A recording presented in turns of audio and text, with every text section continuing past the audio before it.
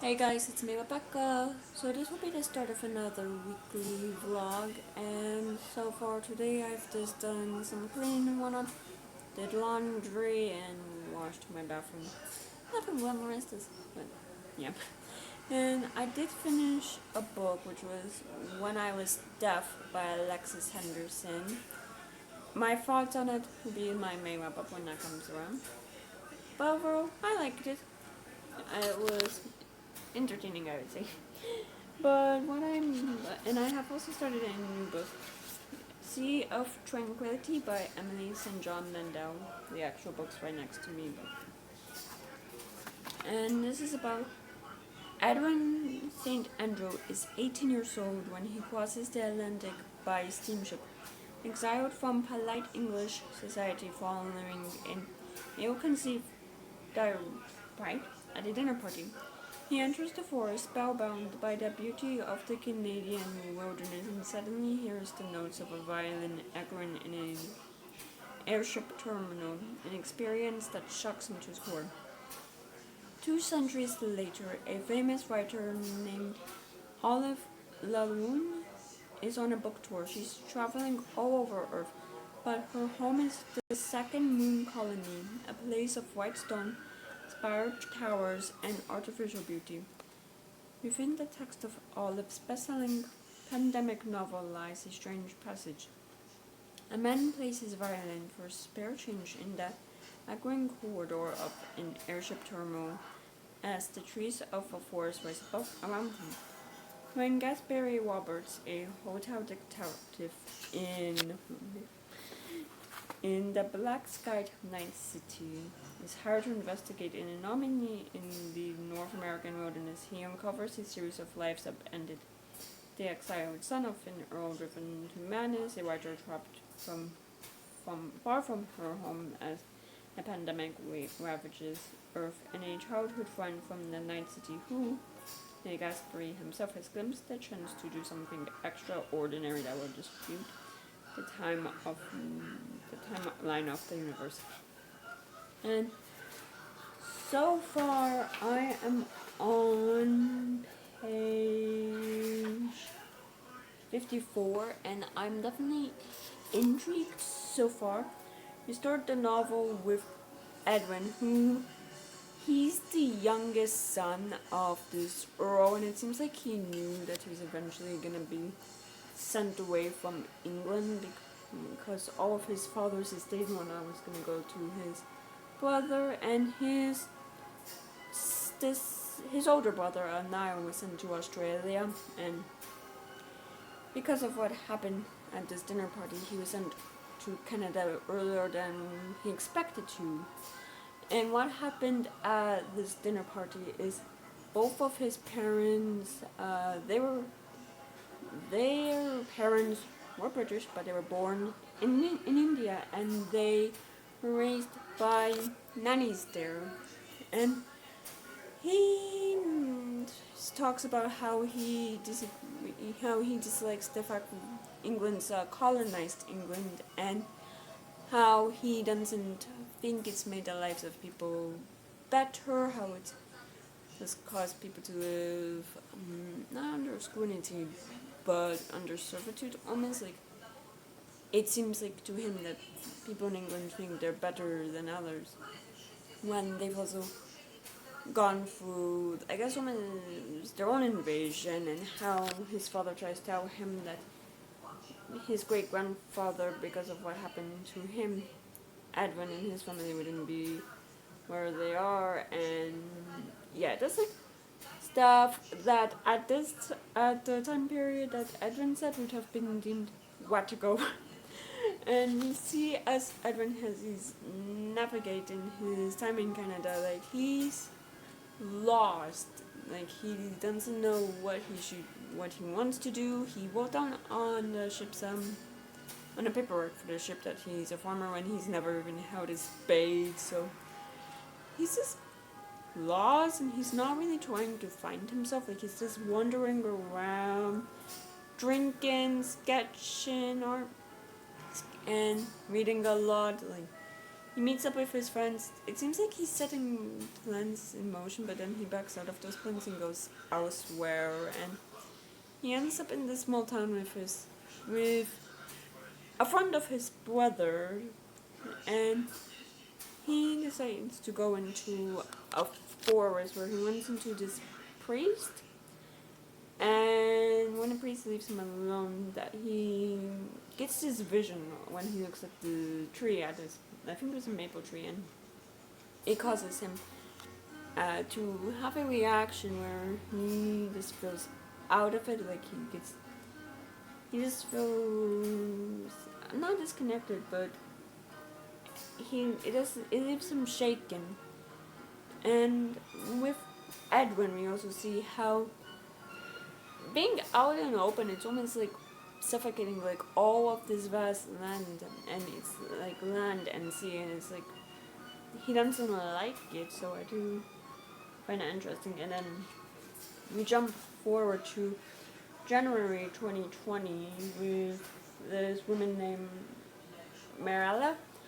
And she's trying to find answers to what happened to her friend, Vincent, and she finds Vincent's brother, who is a composer, and she goes to a concert of his where he says, oh, his sister's dead, and he shows the videos while he's playing his music, and he shows a video that Vincent had taken in a forest. There's a moment where for some reason it goes dark and the camera's like going over the place, like she's trying to look for something, like something caught her off guard.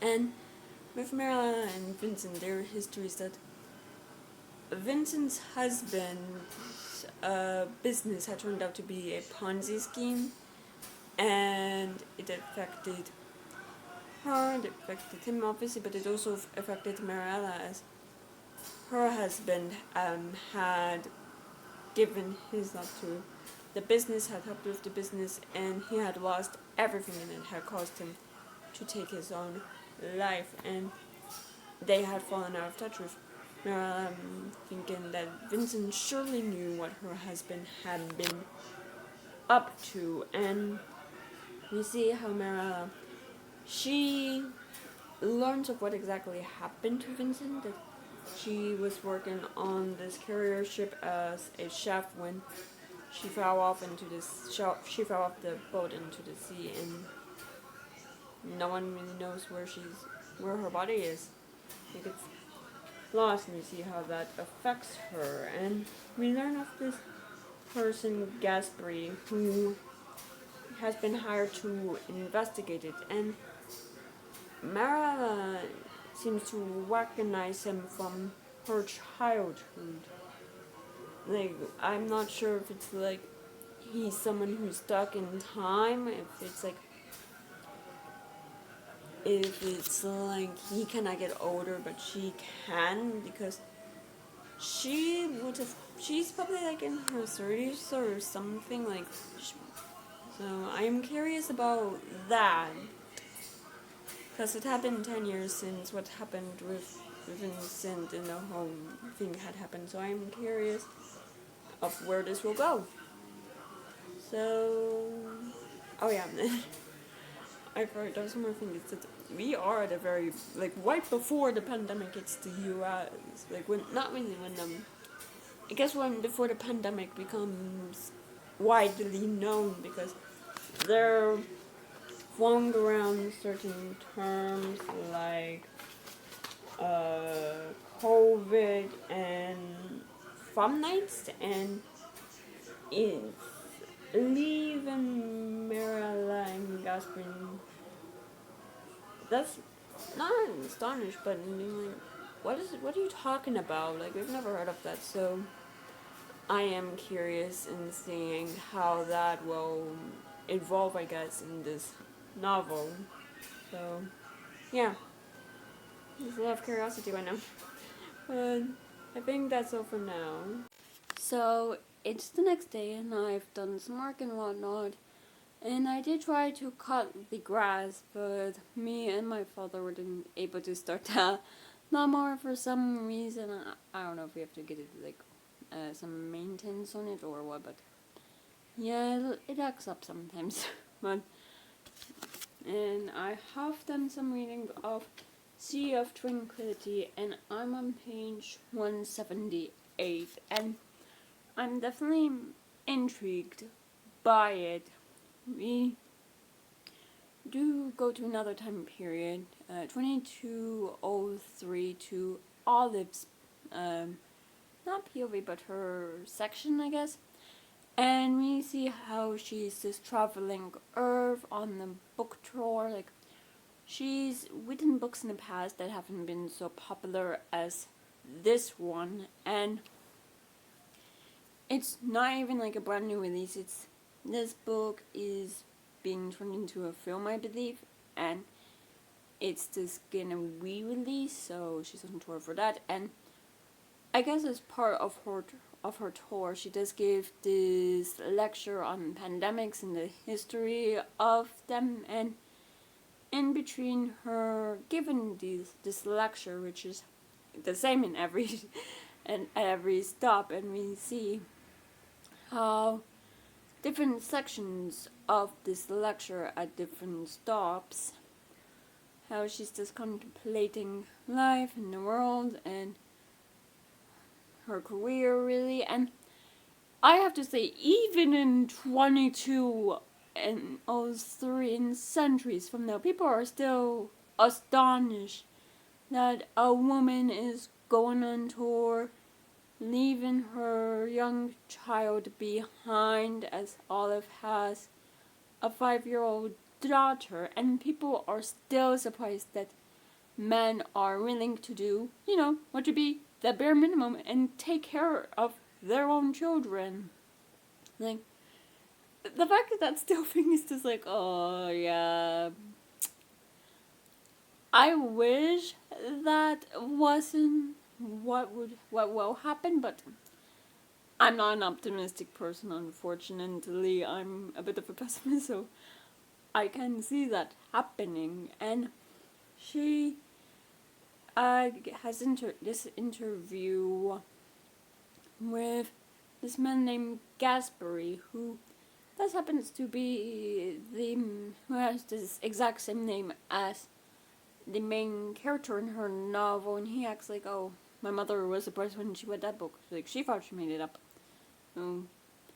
We see that, and he's about to ask her a question when we skip forward in time some more to, I think it's 2400 something, to his point of view, and we see his life, how he is lost in a way and is wondering and trying to find his way in life.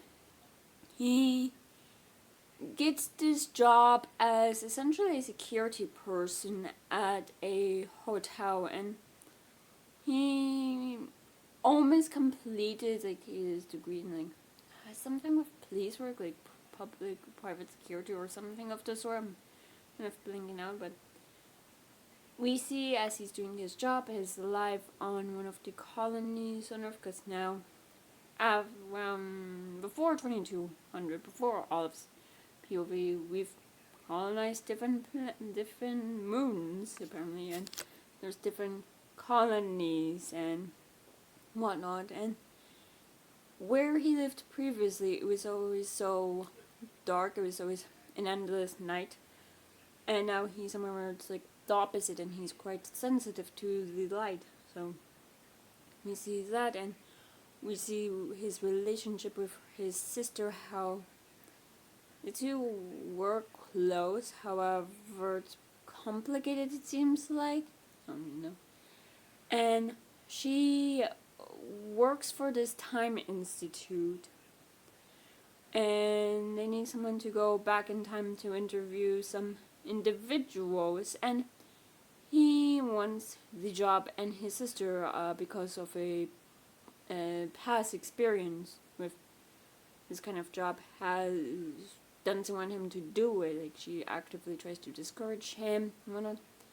And we do learn what happened and how it has affected her, and it seems like with this they think there's a theory that we're all living in a simulation of a sort. It's like there's the question being raised is any of this real, or are we just files in some sort of system where things go on and we're all interconnected in some way, because things, it seems like, are repeating themselves. And Gaspari, he wants going back in time to, well, help out, to learn.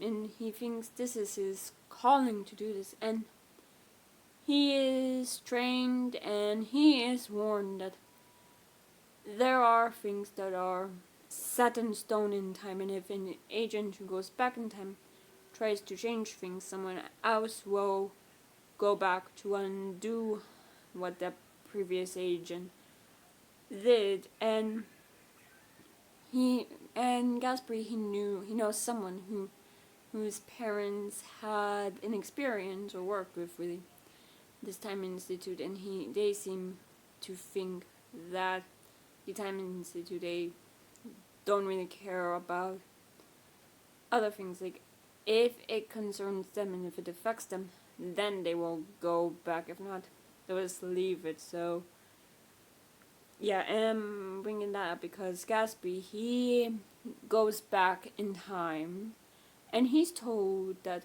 this person's death is set in stone, and the way they will die, and yet he goes back and tries to change that. So I'm curious if there will be consequences with that.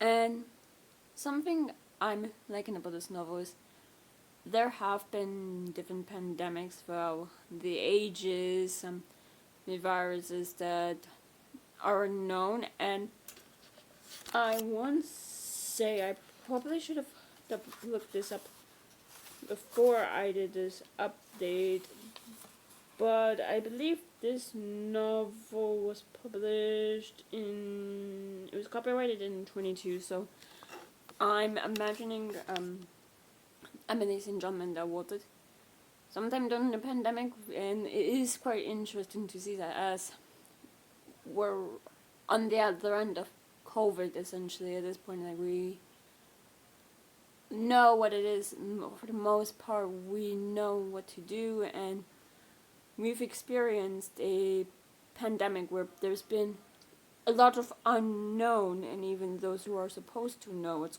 going on, they don't know themselves. Like, there's not a lot of information out there, and this is something that's new, that's almost unrecognizable, and the panic that sets in, the, I guess, fight or flight sort of emotion that sets in, and I don't know, I do find that quite interesting. So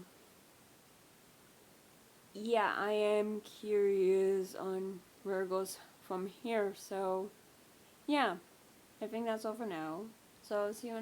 So it's the next day, and I just got back from running some errands and going to an appointment with my dad, and I have done some reading, and I did finish Sea of Tranquility, and overall I enjoyed it.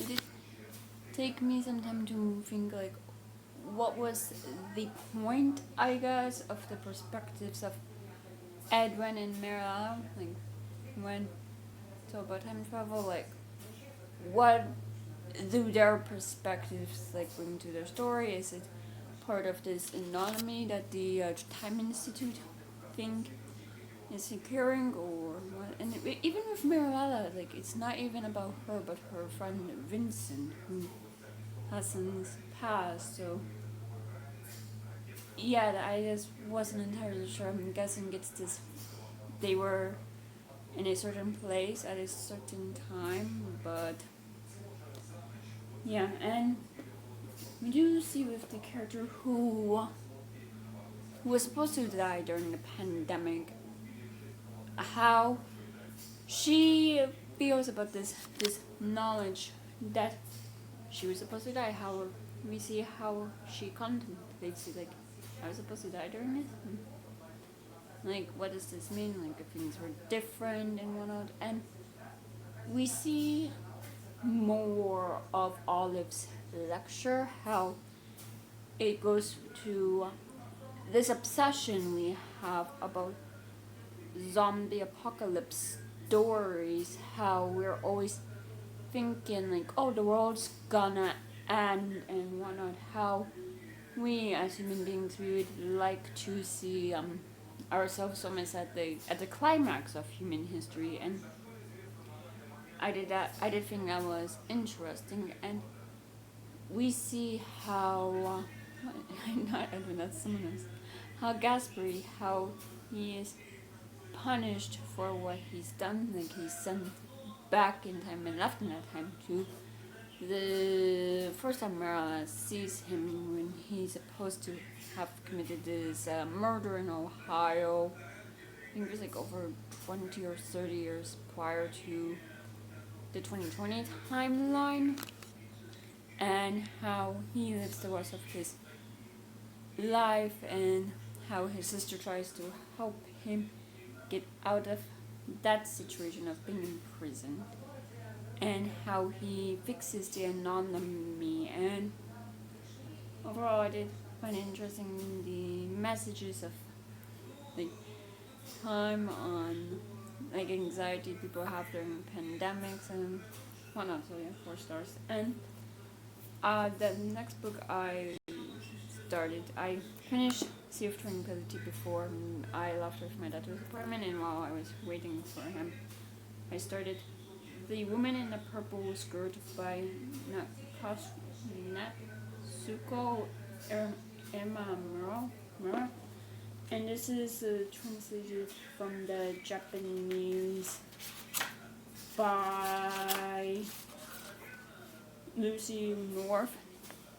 And this is about almost every afternoon, the woman in the purple skirt sits on the same park bench where she eats the cream bun while the local children make a game of trying to get her attention. Perched just out of sight is the woman in a yellow cardigan, who monitors which buses she takes, what she eats, and whom she speaks to, and who lures her to a job as a hotel housekeeper. Soon the woman in the purple skirt is having an affair with the boss, and all eyes are on her, but no one knows or cares about the woman in the yellow cardigan. Humorously deadpan and genuinely voyeuristic. And this is for the novel. And with this, I'm on page 34, and we see the woman in a yellow cardigan's her obsession almost with the woman in a purple skirt, how it's almost stalker the way she approaches her. Like, she's like, oh, this woman reminds me of this childhood friend I had. No, she reminds me of this famous skater who went on to become a host for the children's program. No, she reminds me of a bunch of old classmates. Oh no, and she reminds me of my sister. But for some reason, the woman in a yellow cardigan is just obsessed with making friends with the woman in a purple skirt. And the reason I'm saying stalker is like it's like, oh, I know which apartment building she lives in, what apartment. She isn't out of jobs a lot. Like, she works at this factory, and then she'll not have a job for like a couple weeks, and she'll work at this factory, and so forth and so forth. And she keeps track of this in a journal.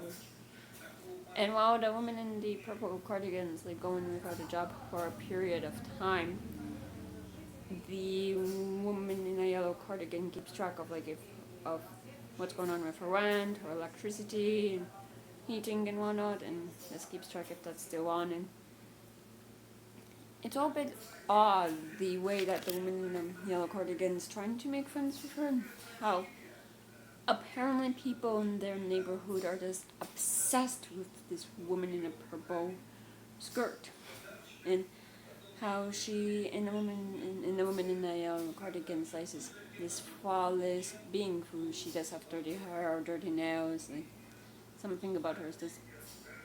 She's graceful in the way she moves, and yeah, I don't know what the obsession is about. Like, I'm like, why are you so obsessed with this woman? Like, what is it about her that makes the woman in a yellow cardigan so obsessed with her? Like, I want to know.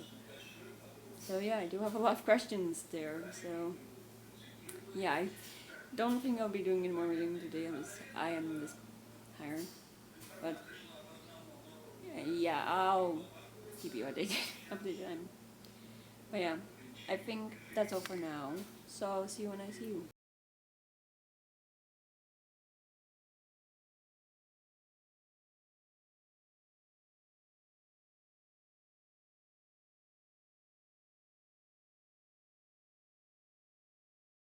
So the next day, and I did want some errands today. I just went with my mom to the seaside town that she and I like because she had some work to do down there. And while I waited for her, I did do some reading of The Woman in a Purple Skirt by Natsuko Emimura.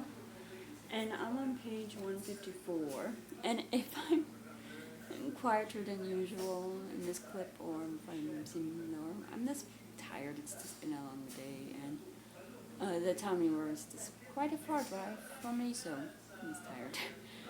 But with the woman in the purple skirt, we see how the woman in the purple skirt, she just gets this job as a cleaning lady at a hotel where the woman in a yellow cardigan also works. And we see how the woman in the purple skirt, she just gains more confidence, becomes more sure of herself, and gains, like, she like causes people to like her. Not causes people, but people are drawn to her. They, like, the supervisors, they want her to succeed, and she's also being told by the like director of the like cleaning staff that he'll be looking into trying to promote her as soon as possible to be a supervisor because he's so impressed by her work. And we also see how she's completed her training quicker than usual. I believe it's only like 5 days since she began working, and usually training takes a month or so. So we just see how she's gained popularity, being more sure of herself, like how she is with the children of the neighborhood, and instead of just allowing them to just poke her, she interacts with them, plays with them, and whatnot. And also, you see the woman in the yellow cardigan try to get her attention, and it going just not great. Like, she accidentally pokes her in the nose, and the woman in the purple skirt thinks it might have also been a case related to some salaryman on the bus who groped her, and it's really a whole thing. And after this incident, the woman in the purple skirt stops going on the bus in the morning but in the afternoon, and it's causing the woman in a yellow cardigan to ask questions. And there are rumors going about the hotel that the woman in the purple skirt's having like an affair with the director, who is married, has a kid. And the woman in a yellow cardigan stalks the woman in a purple skirt and says that is true, and stalks them while they're on a day out. And yeah, and also on assignments we also have like stuff, what is it called, amenities, stuff that you usually find in your hotel, like many shampoos, hair dryers, like stuff like that. It's not being accounted for and is going missing. So there's questions about that. And you see how amongst the cleaning stuff, the woman in the purple skirts is not popular, as she doesn't leave her cart clean and or full as she's supposed to. So there's that issue. So yeah, and so far I still don't really fully understand what the woman in yellow cardigan's obsession with her. If in fact she thinks people in the neighborhood care so much of what the woman in purple skirts is doing, or if it's just her who gives so much of a damn. Like, I don't know, I'm just curious. about that, because the woman in the yellow cardigan believes that that if people saw the woman in a purple skirt out on the stage, then they would all make a big deal about it, and no one is. So it's like, do people actually care, or is it just the woman in the yellow cardigan? Like, yeah, I'm just curious about that. So yeah, I will definitely be finishing this novel tomorrow, because I don't really know if I have energy to read anymore today, but we will see. But yeah, that's all for now, so I'll see you when I see you. So it's the next day, and this is probably the earliest I've updated this vlog, I should say, as it's about 6 o'clock in the morning. But I had just finished The Woman in the Purple Skirt now, and overall I thought this was interesting. I still don't really understand what the woman in a yellow cardigan's obsession with the woman in a purple skirt is, or why she thinks this random woman in a neighborhood so popular. So overall, I'm just gonna give it like 3.5 stars. I might just leave it on as a 3 on Goodreads, just because it's fine, maybe. But yeah, we see how the way the woman in a purple skirt seen at the hotel has changed due to people believing her affair with the director, how it's affecting her, how much she's being paid, because they're like, oh, she's being paid like 1,000 yen or something, like, from the sound of it, much higher than the normal wages for this kind of job. And we see those who used to be kind to her, just being rude to her, honestly, but gossip about her, to see her in the worst ways possible. And with the thief in the hotel, there's this local bazaar that was being held, that someone noticed that the products being sold were products that usually are kept at the hotel, and someone went to investigate, and it turns out it isn't. Because this bazaar is held extremely close to the woman in the purple skirt's apartment, it's perceived that she did it, that she stole these items. And that night, the director, he comes to her apartment. He believes she's the one who stole the items and sold them, and the two argue. Now she's also upset with him, like, going on holiday with his wife to celebrate their 10 years of marriage. And she lives on the second floor of her apartment building, and she pushes him off, and he lands on the ground. And the woman in a yellow cardigan also sees this, and she starts going off on this plan to help the woman in the purple skirt get away. Like, the way she talks about it, I'm like, did she plan this like beforehand? Like, what the hell? Because it's like, go to this train station, go to this locker, go to this hotel, I'll meet you there, and all that stuff. Like, it's quite elaborate, and I was just cackling reading it, because it's like a bit extreme. But it also seems like the woman in a yellow cardigan, she's also struggling financially, and she just put her stuff there to protect it from the landlord, who might try to sell it to, or make a profit to pay back the one she owns him. And she goes, and the woman in a yellow cardigan, she goes there and to the hotel and she cannot find the woman in the purple skirt. It seems like she vanished, and she's like, I'm still looking for her to this day. And they both thought they had killed the director in a moment of panic, when really he was just knocked out. And it seems like the story he's telling is that the woman in the purple skirt manipulated him, threatened his family, was a stalker, all this horrible stuff, really. And we see how he's the one being a victim in all of this. And yeah, the novel ends with what I'm assuming the woman in a yellow cardigan now being a woman in a purple skirt, with the fact she is goes to the bakery, buys a pastry, sits on that bench that's reserved exclusively for the woman in the purple skirt, and he's being tapped on the shoulder by a kid. So yeah, overall it's fine. I just don't really know what the point of this, besides someone being the stalker and the woman. It's not the woman in the purple skirt, that's for damn sure. But yeah, overall 3.5 stars, and I will probably update this vlog later with what I plan to read next.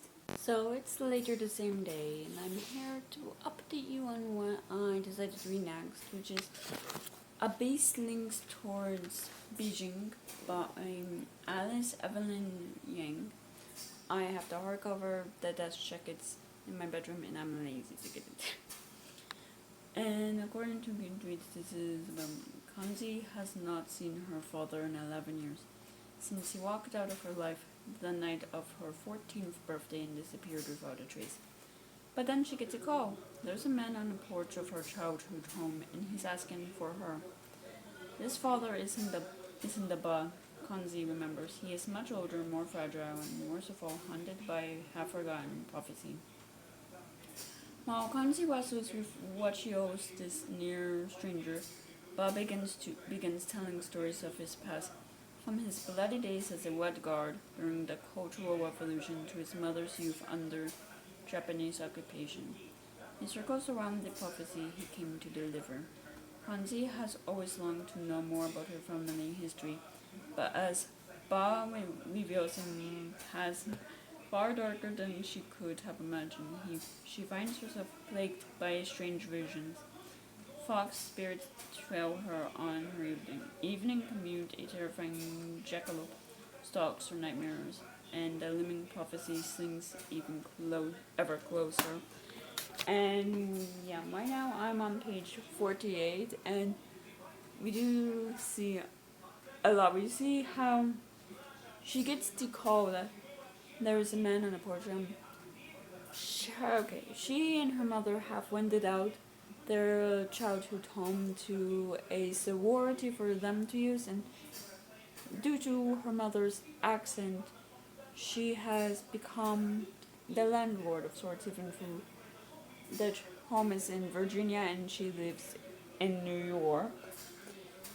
And we see how she goes and picks up her Bob, how he has changed and he's out of sorts, I would say.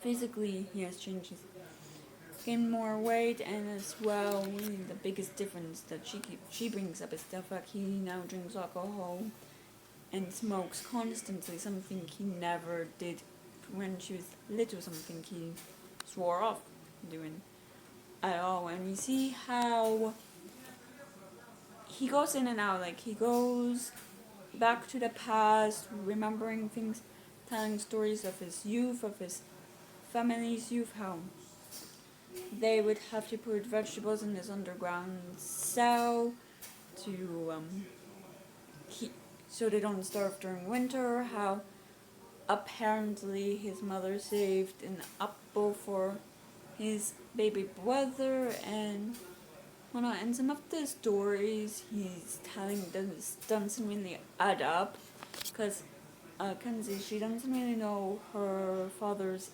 exact age, it seems like she doesn't know what year he was born.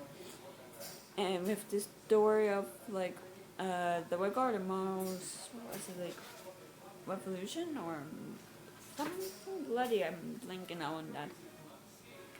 But she thinks, oh, he's in his 60s, but mentioning the Japanese Revolution, that would have been impossible, because if he was not revolution, the Japanese occupation, that would have been impossible, because he wouldn't have been alive. And as well, he doesn't have a little brother.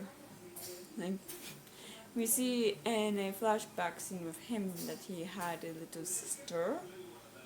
But yeah, we just see how Kanzi, she's just trying to get a grip of things, she's trying to help him in any way she can by feeding him and making sure he's safe and whatnot. And she's also worried about him, that he might have something like Alzheimer's or dementia, and like we see her do research online, take off the ridiculous quizzes that probably are not accurate, and she cannot really fill out some of them because there's a lot of unknown.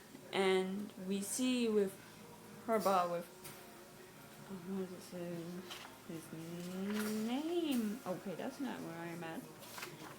With Young, her father's name.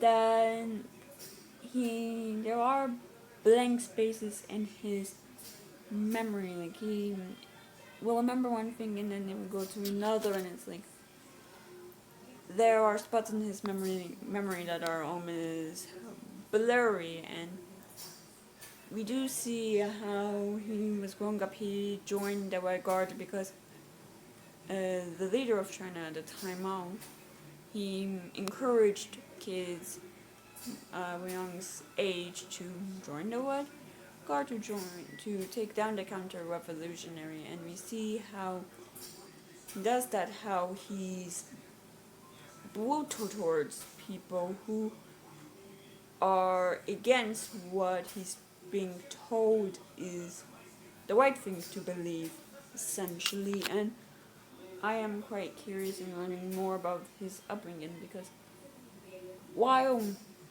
Hanzi doesn't really know a lot about her family's history, like if she had grandparents or where they are, anything about her family, her parents, it seems like that's the same for Young, that for some reason his parents don't ever really mention their parents, and it's only when his father's father died does he even get knowledge that they did exist or do exist. And his paternal grandmother for some reason comes to stay with them, and she's not a big fan of the city, finding it all grey and like metallic smelling due to the way it's being cleaned, like almost like blood. And what she mentions, I should say, of being a physician's wife is quite different to what his parents told him that their parents did, which was they were like farmers or something. So I'm very much curious about that. And something I do like is, with the fact her boss come back into her life, Kanzi's life has been uprooted, essentially. Like things have changed for her, because now there's, I guess, not two halves, but there's a before and after with her. Like there's a before her boss return, and now she is in the after, and she somehow has to, I guess, reconcile the two, or try to see like how Ba can fit into her current existence, because currently nobody knows that he's back. She didn't tell her boyfriend. She definitely didn't tell her mother yet, or her mom yet, I should say. So I am curious if she will let people in, or if she will continue the isolation, I guess, of this return. So I'm quite curious about that and what this prophecy is about, because we do see Kanzi. She's at the subway going home from work when she runs into this auntie who's like, "Oh, you okay, dear? You want an Advil?" And something about this auntie is just quite weird, because she knows Kanzi's name, she knows bits of stuff about Kanzi, so it's like she should be a complete stranger to her. And Kanzi, she goes into this like panic state where she's absolutely frozen and kind of moves. So yeah, I have a lot of intrigue about this novel. So yeah, I think that's all for now. So I'll see you when I see you. So it's the next day, and it's quite a dreary day, as it's just now dark and rainy and whatnot. And earlier today I did go out. I went to a library, so in a time next to mine, and walked a bit. I don't. Yeah, I didn't take footage of the sale or the walk. I say the sale was in a parking garage next to the library, and it's quite dark, and I was a bit overstimulated.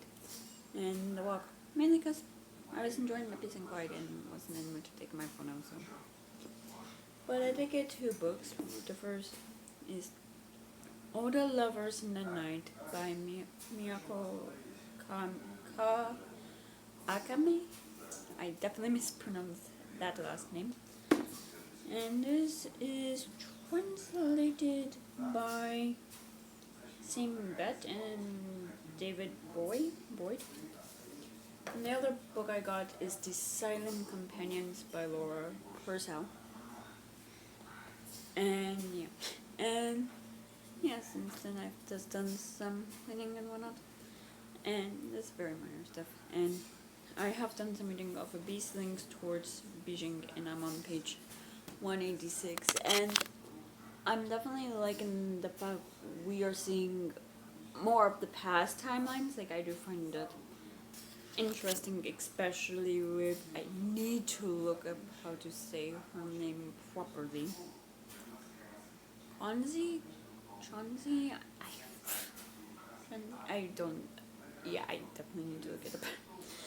But we see how, after her father leaves, the night of her 14th birthday, how she is just full of anger and resentment, not only at him, but also kind of at her mother, who fell into this deep depression after he left. And we see when she is in college how her mother starts coming out of the depression, but she won't talk about her past. Like, she's like, oh, we're American now, like the past should be in the past. And you see how her mother has changed. And we also see in the past how Kanzi, she kind of had to grow up very quickly. Like, her mother's depression was so severe that she would often forget to wake up not really want to wake up in the morning. Like, Kanzi had to make sure she got to work on time to ensure there was money. Kanzi had to deal with the money, the books in the house, had to take on extra work and ensure she got excellent grades, and did everything she could to ensure she was able to go to university. And really, that was also with the fact they had spun this story that the dad had died due to this aneurysm that had just come out of nowhere, which caused them to earn them a charity from the church ladies. And that also helped her get to college, their charity. And we see her first year in college. So she's going to college in Virginia, and in a place where there's just a lot of white witch people who come for money, who have money, and she is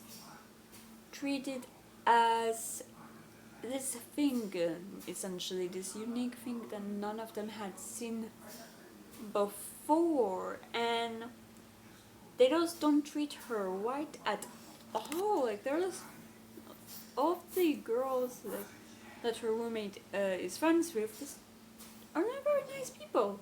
Like, they go out drinking their first days. They're like kind of, I guess, what normal college kids are tend to do. I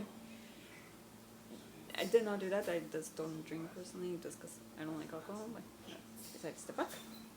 And we see how they just leave her there. Like, almost not letting her, but yeah, putting her in a situation where someone could take advantage of her. And we see how she meets Theo, who becomes her boyfriend eventually, and how she does find her people really with, well, the other Asians, and it's like some, not club, but oh my word, there's a word for it that's absolutely leaving me. But she finds her people with them, and we see how through all of this, like, she has this vision, or there's hallucination of this white albino hair, and she will hear this fox scream, and no one else can hear it. Like she once went to her mother, and her mother's like, I don't hear anything. Like she, in her first 2 weeks of university, thought she had lost her mind, and so just suddenly stopped. And I am curious to see how that, I guess, connects to the father's prophecy. And with Ryong, with the Pa, we see how he left because he was trying to protect his family. How it had been 40 years since the woman had given his prophecy, and he was afraid of what would that ensure. Yeah, he felt guilty, but we see how and when he starts drinking and living his life after he leaves his wife and daughter, how he just becomes this checkout person at a store up in Vermont, and it's this routine and get psycho. So yeah, I'm curious to see what causes him to decide to come back after all of this time, and even further back with his mother, with Ming. We see how she is now starting to deal with the worry, I guess, of the Japanese occupation. And there was a quote in this novel that I liked, like essentially, like, she has always known, almost like what's been occupied and be under someone's not control. Like she knows she's gonna be someone, she's gonna be connected, like she's gonna be someone's wife, she's gonna be someone's mother, but she doesn't know what it will mean when the Japanese control their land, and that's something unknown to her. And we see in the years that follow of the occupation how, mostly because she's malnourished, how she gets her period quite late, and that frightens her, because if she doesn't get her period, then it's learned through her betrothed's family, then the betrothal will be broken up, and that frightens her, because that's all she's ever known, it seems like, and what's expected of her. And if she doesn't go through with this marriage, then she will always be living with her mother. And we see how she does eventually get her period, but that is after she learns some things about her betrothed, how she has started to fail out, like as teenagers do, and the girls, like she's friends with, do ask questions and whatnot about it, and the boys just kind of almost hassle them about it, and hassle Faye, her betrothed, about it. And according to her brother, he acts like he won this prize, and it's after she learns that she gets her period. So yeah, I'm curious to see what causes Faye, the person that she knew, who seemed kind to her when she was young, to be this person who's cold, essentially. So yeah, I'm a lot of curiosity, and I don't know, I'm just curious on how everything is connected to one another. So yeah. And with that is also the end of this video, as it is Saturday. And if you enjoyed this video, please give it a thumbs up. Leave a comment below telling me what you've been up to recently. If you want to, please subscribe to this channel. And if you want to follow me on any social media, then all those links are in the down bar below. I'll see you guys next time I post a video. Bye.